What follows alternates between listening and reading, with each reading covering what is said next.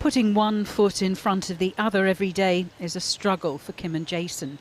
18 months ago, their son Teddy died just hours after he was born at Nottingham City Hospital. He was a small baby, but staff failed to monitor his sugar levels, and an inquest into his death heard that multiple opportunities in his care were missed. It's been hard to get out of bed and go out the front door in the morning a lot of times. Yeah. We just don't want any other family to have to go through this horrific pain, because it's just unimaginable. And like Jason says, like, nothing we can do can ever change that, take it away, or, you know, it's just there now. Kim is now pregnant again. Too scared to return to the same hospital, she's decided to have a baby in a hospital out of town. Because I don't want this baby to die, basically. I don't want to be traumatised again. I don't want to be spoken to like I'm a nuisance, and I want things that I say to be listened to.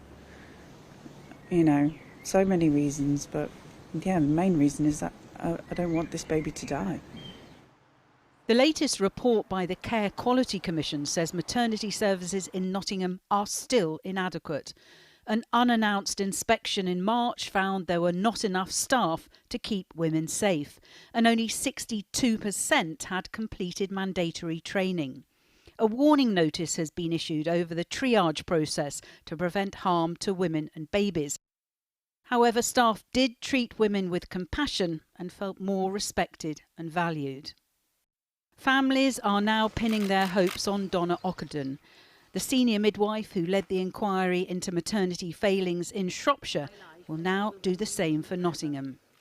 It's something mothers like Felicity Benyon have been calling for weeks.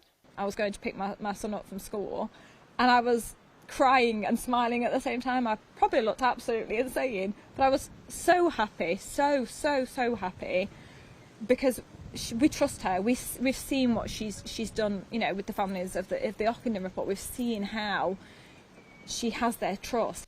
Felicity had her bladder removed by mistake after a planned caesarean at Queen's Medical Centre. The trust eventually admitted liability. It's life-changing.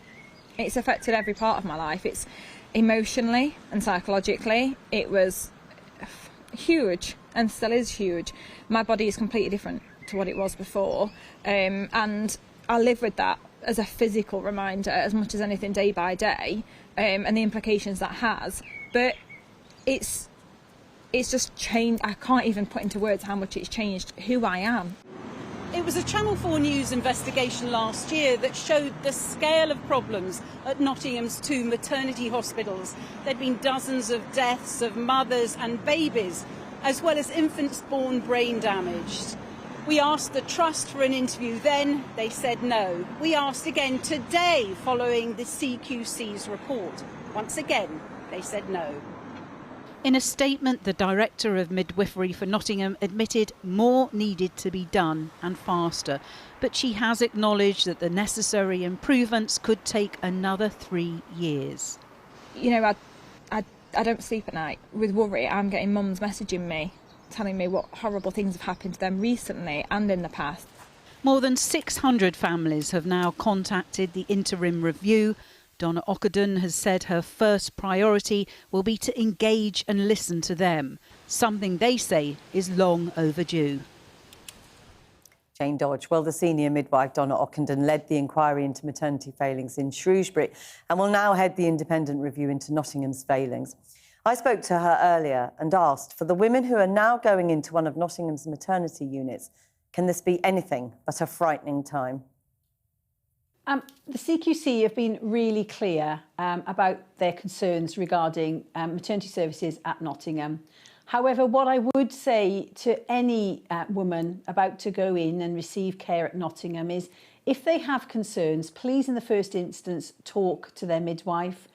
Women's voices now in maternity services are heard more clearly than ever before. Broadly in the UK, we are one of the safest places, in the world to give birth.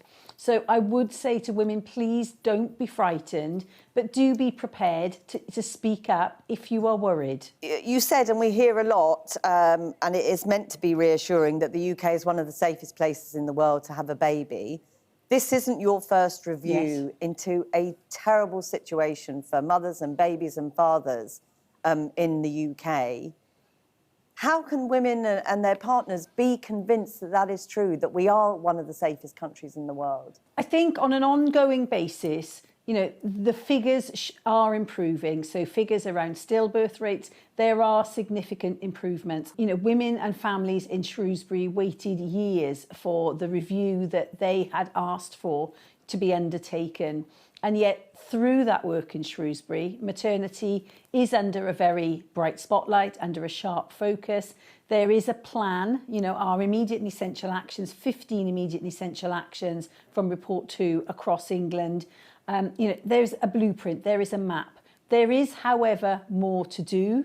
The funding that's been provided is a really big stride in the right direction. More is needed. We do know that maternity services have been underfunded for more than a decade. So it will take time to get to where we need to get to. I mean, you touched there on a really important point. The parents, the families in Shrewsbury waited years to be heard, to get responses, to get explanations for what had happened to them. The families in Nottingham tell the same story. I mean, for you, there must be a real sad sense of déjà vu here. Absolutely. Both sets of parents, have had to repeatedly ask for their concerns to be heard. However, I've been appointed, my team are ready to start work. We will ensure that Nottingham Maternity Services is returned at pace to where it really needs to be. If the health service compounds grief of the people they're supposed to be looking after, something has gone very badly wrong, hasn't it? It's wrong, and it's wrong. There can be, that compounding of grief is completely unacceptable on all fronts. Things can go wrong sometimes in even the best service, but honesty, transparency and candour are absolutely a requirement of leadership in the NHS. And yes, I do recognise there have been, occurrences where that has not happened, and it should not have been the case. Donna Ockenden, thank you very much for talking to us today. Thank you very much.